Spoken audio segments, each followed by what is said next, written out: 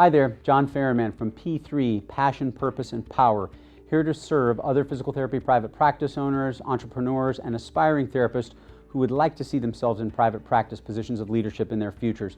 Today I want to talk to you about something that is huge in our profession. Heck, it's huge in every profession. Data.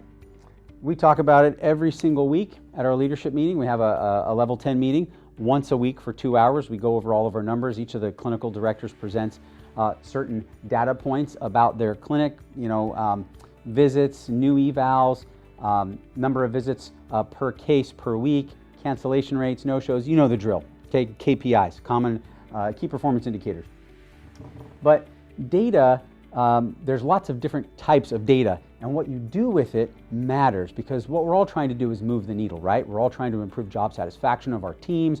We're all trying to provide the most incredible patient experience that we can possibly provide. We're trying to find and identify and execute and capitalize on avenues for growth in our practices, within our communities and beyond, et cetera, et cetera, et cetera. So how do we use data? What types of data do we use? You know, the data that I want to talk about today is kind of two types. There's D data and there's P data. You know, D data and P data. And then we're going to break those down a little bit more. So there's descriptive data. That's what I just alluded to just a moment ago. Your KPIs, the stuff that, a couple of button clicks away and your software's got it there for you. It's ready to go. The other D is diagnostic data. So really what that is why. So why did we get those descriptive numbers? Why did we only see X number of evals last week with this particular therapist schedule? Why did therapist so-and-so have so many cancellations when our clinic average is such and such? So diagnostic data is sort of drawing conclusions and asking the question, why, until you're satisfied with the answer for why your descriptive data was what it was. Descriptive data is very simple. It's kind of the superficial data that all of our EHR systems spit out at us. But what do we do with it? And what does it mean? First, know where you want to go, okay? And then second, the diagnostic data, find out why your descriptive data is what it is, okay? The two types of P data, predictive, and then the last one is prescriptive. And no, this is not a prescription. This is a plan. Predictive. Why does October of 2021 looks so different from October of 2020? And how do we want October of 2022 to look? Okay, and how are we going to make that happen? So this is kind of comparing and contrasting Q1 of last year with Q1 of this year, Q2 of last year with Q2 of this year, and predicting what you want, the same quarter next year to look like. So easy peasy, software produces these for you. Why do they look that way? What happened? Did you have a couple of therapists out sick, on vacation, tested positive for COVID, and fell off the planet for 2 weeks? What happened? Why? Get those answers. Then predict. Okay, are we looking at a great month this month? Are we looking at a crappy month this month? Are we looking at an amazing quarter next year? Et cetera, et cetera. I'll give you an example from my own life and our own practice here. Years ago, I decided, you know what? I'm going to grow. I made this existential decision. And in less than 6 months, I added $500,000 in payroll.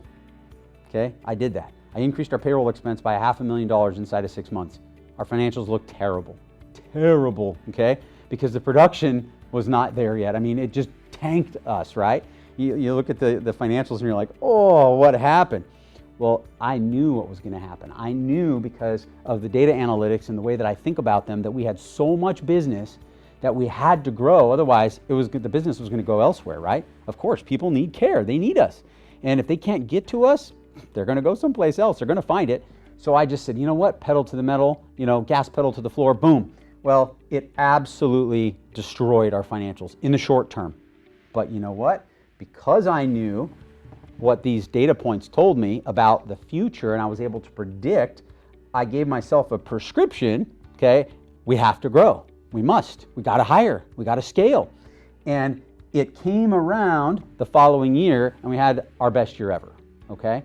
That was in the past, but the only reason I was able to do that is because I pay attention to these types of data. Okay, descriptive, Diagnostic, why did we get those numbers? Predictive, what does it mean? What is it telling me? Am I heading for a collision course with disaster, or holy mackerel, do we need to open up another clinic or 2 or 3? Okay, what must we do? Do we need to trim a little bit? Okay, do we need to get rid of this specialty program because it's not producing, or do we need to expand it because, oh my God, it's busting at the seams? It allows you to predict your next 3 to 5 moves, which is important, okay? It's a CEO's job to predict the future, okay? But we don't do it with a crystal ball in our office. We do it with data points, okay? And prescriptive, what are we going to do? What are we going to do? Are we going to shrink? Are we going to cut our expenses? Are we going to go get a business loan and expand? Are we going to expand our current operation? Are we going to open up another clinic? Are we going to hire therapists? Do we need an HR professional on board now? Do we need to hire an in-house controller to help keep track of the money and the bills and the expenses? What? Okay? Use your data to tell you what to do. And the reason this is so important, and the reason that I feel very strongly about it, is this. Opportunistic growth is dangerous. Oh, well, I'm going to open up another practice over there because I think they need one. Really? Seriously? Like, that's what you're going to leverage your whole future on, is just your opinion? I highly discourage any of you from doing that, okay? Study your data. Know it. Understand it. Have an intimate knowledge of why it says what it says, so you can predict what you must do. You can predict what prescriptive thing you must do, how you should act, okay, and in what direction you should act. And you use this in this direction, okay, to help you succeed. And then once you do this, and once you take action, this is action down here. Once you take action, you get to, again, come all the way back up here and start the process over again. Was that the wrong action? Ooh, I think it was, based on the data. Or, oh my gosh, we hit it out of the park. Look at our data. Look what's happening. That was exactly the right action. But unless you follow that, you're really kind of just shooting in the dark.